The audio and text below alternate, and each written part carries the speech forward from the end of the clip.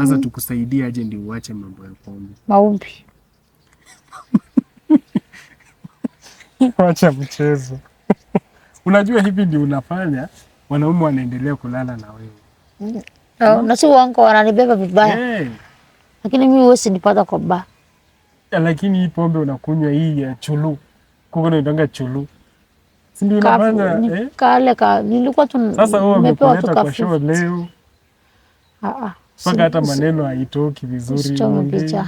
Story imeisha. Picha tutachoma tu juu mimi watu wangu nataka nawaambie ukweli kwa sababu yes, it is true umekuwa exploited, umetumika kingono na bado unazidi kutumika na pengine si kupenda kwako, si ndio? Najua saa hizi umelewa lakini bado kichwa iko sawa, si ndio? Si kupenda kwako, hata ndio ukunywe hii pombe si kupenda kwako. Ningekuwa kuketi yako pengine ningekuwa mbaya zaidi, si ndio? Lakini umejikakamua, umejileta kwa show leo, si ndio? Kuna watu kama wewe wengi wenye wanapitia shida kama zako. Hata wengine wamelewa wakiwatch hii show. Na hawana wewe ujasiri. Lakini uko na ujasiri, umekuja kuongea yale ambayo yalikufanyikia, si ndio? Na watu wanaona yenyewe you need help. Right? Unahitaji msaada. Unasema maombi, unahitaji hata rehab. Sisi tutakushikilia na hii community. Tuhakikishe unasaidia. Tukirudi tupate wewe ni mama sawa heshima. Kabisa. Umewacha. Hata katika jina la Yesu. Nilei watoto hata Mungu. Watakuja kunishika siku moja kichwa. Mimi nataka tutoke na wewe hapa. Manake uko na shida ya addiction. Tuende Madhari nikuandikie tuchukue barua. Si ndio? Si Madhari ati ni wazimu. Ile kukuweka kwa room yenye utakaa bila pombe. Wai Mungu erikana. Watoto wako tuwapeleke mahali, watu wawashikilie saa hizi, lakini wewe tuhakikishe umeenda rehab. Yenye utakaa kwanza bila pombe, tuhakikishe umerudi hata kama ni miezi 3. Urudi kwa kichwa ikae mzuri. Si ndio? Sasa huko rehab ni wapi?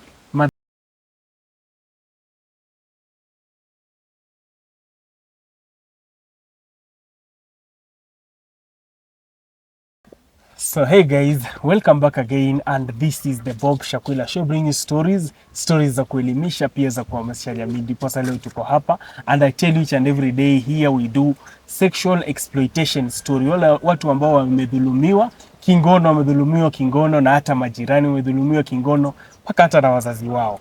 Karibuni sana na kila siku tumekuwa na wageni hapa ambapo unapata tukifanyia huyu show, wewe una watch, wengine wana watch, they make calls and they do come here.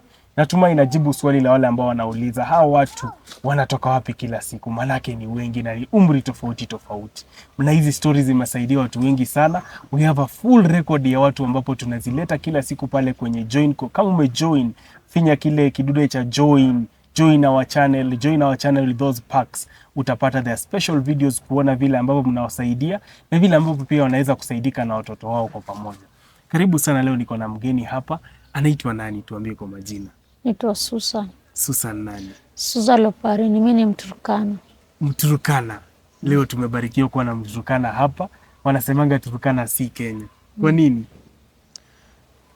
Sisi wote ni Wakenya kwa sababu Mwenyezi Mungu alituumba sisi wote tukiwa. Kuna wale hapana, kuna wale usema Turukana si Kenya. Tukikuja huku Nairobi unapata mambo ni kubwa. Manake unapata pia viongozi wanakataa pengine kuweka rasilimali kule, si ndio? Ila yote sisi wote ni Wakenya. Karibu sana, hii ni Bob Shakwila Show. Ningependa basi tuanze story yako Susan. Mimi nimeteseka sana. Tuambie tu story yako kuanzia mwanzo alafu ndio tutajua namna ambavyo umeteseka, sawa? Haya. Angalia pale. Mamangu wakati alikufa, babangu akakufa. Msichana mwenye alikuwa anaitwa Regina. Akanieka, akanilea. Lakini alikuwa ananibeba kama maid. Naye Mungu naye hakukubali. Nikapata kazi ya hoteli. Hiyo hoteli unapata hiyo kazi, unalipa pengine 150. Kazi gani ulikuwa unafanya kwa hoteli? Kwanza sitaki kuona machozi Regina. Sawa? Story. Haya, jitie nguvu. Haya, tuendelee. Sasa hapo kuna mtu mwanaume mmoja alikuwa anashinda akikuja huko kwa hiyo hoteli. Akaanza tu akanitongoza tu hapo na hapo, akanipea mimba. Alinipea mimba akatoroka akaenda. Pole. Mwenye alienda, mimi nikasema sitatoa mimba. Kabidi tu nilee mtoto. Na hiyo mimba nilipatia Nakuru. Nikalea ndio huyo ndio mkubwa sasa, yeye akona miaka 5. Huyu anaichezea hapa. Huyu. Ila unasema huku wazazi walifariki. Ambapo tu venye wazazi walifariki na nilizaliwa nikiwa tu peke yangu. Mimi tu. Kabla tujaendelea, pengine unaweza tuambie nini kiliua wazazi wako? Mamangu alirogwa. Na babangu alichomekea kwa nyumba, tulikuwa tunakaa nyumba za mbao. Pole sana. Na babangu ni mtu alikuwa anapenda wazee, unaelewa tu, wale watu wa kukunywa kidogo. Kakisha kibiriti akasahau, kando likaanguka chini. Pole. Akachomekea kwa nyumba. Sasa hapo na hapo ndio mimi nikahangaikia hapo na hapo. Najua nikiona hao watoto naona tu naona wazazi wangu juu siwezi tupa. Huyu Regina aliyekusaidia alikuwa relative, alikuwa shangazi ama alikuwa nani? Alikuwa tu, aliniokota tu kwa barabara. Kaniambia, nini unahangaika? Kumbe penye naenda ndio sasa ndio nazidi kuhangaika, na nibeba maid. Watoto wake mangozi imejaa hapo, mamafi mimi naosha. Mama mwingine akaniambia hapana. Acha kubeba vibaya, hebu toka kidogo tu uone kama utapata kazi. Ulikuwa umekaa siku ngapi hapo kwa wiki? Nilikaa mwaka 2. Taseka. Na sasa nilikuwa na miaka 10. Hivyo nilipata kijana mtoto akiwa mdogo sana. Huyu nayo nikarepiwa hapa town. Ilikuwaje? Nilikuwa na last street. Na ibasi ndogo. Hapo jana walikuwa wanaishi kushinda ukiniandama, wananiandama. Mmoja mkubwa wao achokora akanishika. Akaninyonga. Ndio hata hizi maalama akaninyonga. Naona alama kwa mkono. Akaninyonga. Na nikapata mimba hapo na hapo. Kwani hata kuoga kuna. Huyu ndio alinisaidia na manguo. Kaniambia kuna pahali utasaidika. Ndio ukakuja hapa. Ndio nikale hata ni yeye alilipa. Turudi tu nyuma kidogo. Unasema Regina ulikaa kwake miaka 2. Kazi ilikuwa ngumu. Hivi hata shangazi huku wanao pengine kwa matanga huwa wanaona watu wanaahidi tutalea watoto wa dada yetu? Ama wazazi wako walikufa kama let's say mama alianza ikapita siku ngapi ndio baba akaaga? Mimi maanti zangu wanakuaga, lakini wakuagi huko wanakuwa. Hujanijibu. Mama na baba walikufa pamoja ama siku zilipita aje? Mama alikufa. Mimi kipewa story mamangu alikufa nikiwa na miaka 5. Na baba akikufa mimi nilikuwa sasa na miaka 10. Sasa ndio sasa nifikisha miaka 10. Mama ndiye alitangulia. Sasa hivi maisha na baba ilikuwaje? Babangu alikuwa anapenda tu kukunywa pombe, furujo. Anaona kunywa pombe tuko tunateseka mpaka na njaa, inabidi tu majirani wanatuleta mpaka chakula. Kini sawa tu. Sasa ndio ukatoka hapo baba vile alifariki? Maanti zangu wakati babangu alikufa alikuwa anafanya kazi kwa kichinjio. Kuchinja. Kichinjio ya kuchinja hizi. Maanti zangu juu babangu alikuwa sasa ni yeye alikuwa anajulikana huko, ama wakubwa ama wanakuwa ma MCA sijui nini wa Gilgil nini na nini. Angalia pale. Si wakalipo, yani walipewa za zile za matanga, wakapewa kaambiwa huyu mtoto mumlee. Walikulaga hiyo pesa, hata sikulaga hata bobo, hata wenye walipewa hivyo hata tujaionana nao mpaka sasa. Hawakuwachukua hata kwenda kuwalea? Hakuna. Ama pia walikuwa walevi? Huyo anti yangu mpaka saizi sitakaga hata kukumbuka.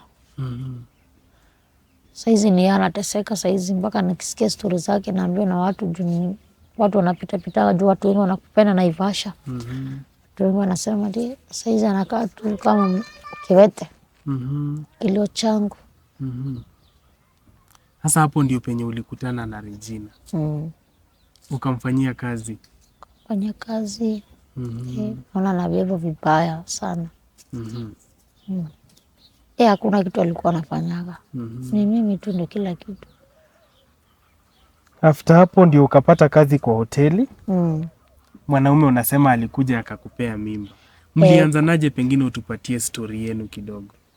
Alikuja tu anaanza tu sinule, sasa unaongea tu na mtu, habari yako mzuri, utakunywa kasoda, utakunywa, utakula nini? Ujuke ni mtu akona nia gani? Na huyu alikuwa mwanaume wa kwanza kulala na yeye. Unasema huyu mwanaume mwenye alikupata kwa hoteli. Mwenye baba huyu mtoto. Pengine ilikuwaje mara ya kwanza yeye kulala na wewe? Alilazimisha ama kuliendaje? Alinizalimisha kwa sababu nilitoa damu. Lakini ulienda kwake? Alinidanganya nikaenda kwake. Tuambie paka venye nafikia unasema watu wanakunajisi pale town. Sasa ndio venye venye huyo sasa alinipeleka kwake huyu sasa mtoto. Venye nilitoa damu sasa hapo sasa ndio vajini yangu sasa ilianzishi, sasa ilitoka. Tukakaa na yeye tukakaa tu kama tuseme miezi kadhaa, miezi kama 2-3. Venye boli ilianza kuwa kubwa akatoroka akaenda. Lakini ya huyu mwenye niko naye mdogo ndo niliripiwa hapa. Uliripiwa? Ilikuwa saa 7 usiku na hakuna watu kwa barabara saa hiyo hata na machokora. Na ulikuwa wapi? Naivas ndogo hapo street. Unasema Naivas street? Naivas ndogo. Ulikuwa umekaa, ulikuwa umelala hapo siku kama ngapi ndio hii siku ya kurepiwa ikafika? Kwa nimekaa kama miezi 3 hapo. Kama mwanaume akuguzi? Kuna msoja fulani, soja alikuwa anachunga hapo Naivas. Sasa huyo soja alikuwa anaambia machokora wasijaribu kunikaribia. Sasa huyo akavutwa. Nani? Huyo soja. Mwingine akaekwa. Alifutwa kazi. Sasa huyu mwingine kuekwa, kazi yake alikuwa anakaa tu huko mbali, sijui kama niende, alikuwa anaita machokorama. Soja mwenyewe hakukuomba pengine? Alikuwa tu anasema tu juu uko na shida tu. Sasa hii siku ilikuwaje? Hii siku yenye unanajisiwa, tupatie picha kamili. Ilibidi tu sasa utafanya aje? Tuambie vizuri, tudokezee, kuna mtu pale haelewi. Ilibidi tu kwa sababu umenyongo, umeshikwa shingo, umewekwa mkono hivi, utafanya aje? Walikuwa wangapi? Karibu 6. Na kila mwanaume? Kabidi tu umenyongwa, utafanya aje? Na ni wanaume. Hata nikenye nirudi nilikuwa naambia tu Mwenyezi Mungu. Mimi walinirepa kuliko warepu mtoto. Si mtoto alikuwa kijana? Ilikuwa kijana, na najua siku hizi sasa bado tena siku hizi ni kubaya. Wanashika paka vijana. After umerepiwa, si unasoja kukuja hata huku piga nduru? Utapiga nduru, umeshikwa mpaka mtini. Sasa ndio hata hii alama ndio nipate. Pole sana. Sasa hiyo ndio story yako? Shida tu niko nayo. Mimi hata nilikuwa naomba tu Mwenyezi Mungu kuliko nilale nje. Hata afadhali nilalie cotton, lakini nilale kwa nyumba. Na wewe mwenyewe unakunywa pombe? Mimi? Kuonja kidogo. Unakunywa, si ndio? Leo nimeonja tu, nimelia mpaka nimechoka. Huyu ndio amenipata toka street akaniambia hebu tuone usaidike pahali. Kama ushakunywa umelewa. Naona hata saa hizi umelewa kabisa. Lewa hata. Unajua ukilewa hivi ndio utapata wanaume bado wataendelea kutumia. Mbaya. Hivi basi unataka kusaidika aje? Mimi nilikuwa naomba. Ama bado zimeripoti? Kuripoti aje? Yaani zimekushika? Bado steam? Niko sawa kabisa. Sasa hizi niko sawa. Basi mimi Kenya, mimi nilikuwa naomba tu. Naomba tu. Saidieni tu pale tu, natakuwa tuna kanyumba tu nilalange hata kama ni chini. Hii story ya pombe kwanza tukusaidia. Hiyo ni kwanza, mimi hata huyu msichana anajua mimi sikunywangi. Umesema umekunywa ukikuja show. Amekutoa mahali kama umeonja. Sasa tukusaidia aje ndio uache mambo ya pombe? Maombi. Wacha mchezo. Unajua hivi ndio unafanya wanaume wanaendelea kulala na wewe. Na si uongo, wananibeba vibaya. Hey. Lakini mimi huwezi nipata kwa baa. Lakini hii pombe unakunywa hii ya chulu. Kuko naitanga chulu. Si ndio unafanya kale nilikuwa tu sasa wewe nimepewa umekuleta kwa show leo. Paka hata maneno haitoki vizuri. Picha. Story imeisha. Picha tutachoma tu juu mimi watu wangu nataka nawaambie ukweli kwa sababu yes, it is true umekuwa exploited, umetumika kingono na bado unazidi kutumika na pengine si kupenda kwako, si ndio? Najua saa hizi umelewa lakini bado kichwa iko sawa, si ndio? Si kupenda kwako, hata ndio ukunywe hii pombe si kupenda kwako. Ningekuwa kuketi yako pengine ningekuwa mbaya zaidi, si ndio? Lakini umejikakamua, umejileta kwa show leo, si ndio? Kuna watu kama wewe wengi wenye wanapitia shida kama zako, hata wengine wamelewa wakiwatch hii show na hawana huo ujasiri, lakini uko na ujasiri, umekuja kuongea yale ambayo yalikufanyikia, si ndio? Na watu wanaona yenyewe you need help, right? Unahitaji msaada, unasema maombi, unahitaji hata rehab. Sisi tutakushikilia na hii community. Tuhakikishe unasaidika. Tukirudi tupate wewe ni mama sawa, heshima kabisa. Pombe umewacha. Hata katika jina la Yesu. Nilei watoto hata Mungu watakuja kunishika siku moja kichwa. Mimi nataka tutoke na wewe hapa. Maanake uko na shida ya addiction. Tuende Madhari nikuandikie tuchukue barua. Si ndio? Si Madhari ati ni wazimu. Ile kukuweka kwa room yenye utakaa bila pombe. Woi Mungu erekana. Watoto wako tuwapeleke mahali, watu wawashikilie saa hizi, lakini wewe tuhakikishe umeenda rehab. Yenye utakaa kwanza bila pombe, tuhakikishe umerudi hata kama ni miezi 3. Urudi kwa kichwa ikae mzuri. Si ndio? Sasa uko rehab ni wapi? Madhari. Si unajua Madhari hii ya wazimu. Sasa mimi nenda na mimi si wazimu kusema kweli. Wewe si wazimu lakini sasa itakusaidia mambo ya ulevi.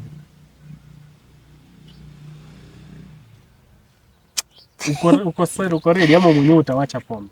Mimi nitaacha mbele ya Mungu. Woi mimi nitaacha.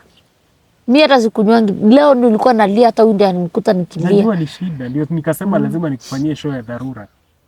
Mimi naacha. Usinipeleke hapa. Aisi. Sasa nimedungwa. Nini? Daktari alinidunga miaka 5. Kudungwa haimaanishi unaweza tumika hata kama umedungwa. Unaona? Ama unataka kusaidika aje? Tuambie, acha tukupatie pia nafasi uongee. Mimi kile nilikuwa nasema, naomba tu saidieni tu mchukulie ka nyumba. Kioto huko, nasikia Kioto huyu ananiambia nyumba ni shilingi 1,000. History ya pombe utasaidikaje? Mimi leo nataka tuongee tu ukweli, mambo ya leo si Saturday. Kuambia watu wangu mambo hakuna sitaki. Leo ni Saturday. Kuanzia kesho kanisa. Hao tu kupigia simu hawatasikia wewe ni mlevi. Juu mtu akisikia wewe ni mlevi atakutumia hata 100. Juu anataka kukusaidia na unga. Kweli kabisa. Unawaambia ndio hao wanakuona. Hata sina simu lakini huyu msichana ananisaidianga sana. Hata ni yeye ananipeanga hata tumaji ya kuoga. Namba ya simu tutaweka yake, right? Haina shida. Akinisaidia. Nakutakia mema. Tutakusaidia hata kama ni Madhari tutakupeleka. So umesema uko sawa? Ila ni rehab. Si ati Madhari ya wendazimu. Mimi tu niko mbele nyumba. Uko tayari kusaidika? Niko tayari lakini na watoto naona uko na watoto. Niko na watoto wawili. Wako innocent. Inafaa ukae maisha mazuri. Kabisa. Hata wewe inafaa ukae maisha mazuri. Kabisa. Sawa. Wewe asante kuja kwa show yangu siku hii ya leo. Nitahakikisha nimepost, watu wamesikia shida yako na pia wameona hali yako, si ndio? Hakuna haja tuwadanganye ulewi na unalewa, si ndio? Lakini leo peke yake mimi naongea ukweli. Sawa. Hata kwa baba mimi sijui. That has been naitwa nani? Naitwa Susan Loparin Kadogo. Susan Kadogo wa Turkana. Nimesikia story yake. Najua many of you might get upset, but that is the reality. Ndio ukweli ambayo uko kwa ground. If you see like I've never experienced such, but kama if you have something you can maybe add on her or add on this show to assist this lady, tuweze kumsaidia, maanaka I see her children wako hapa wanacheza. Tuone vile tutamtoa katika ile limbo la ulevi na pia limbo ila kutumika kingono. It has been your great host Bob Shakwila, and this is the Bob Shakwila Show. Bye bye, God bless you.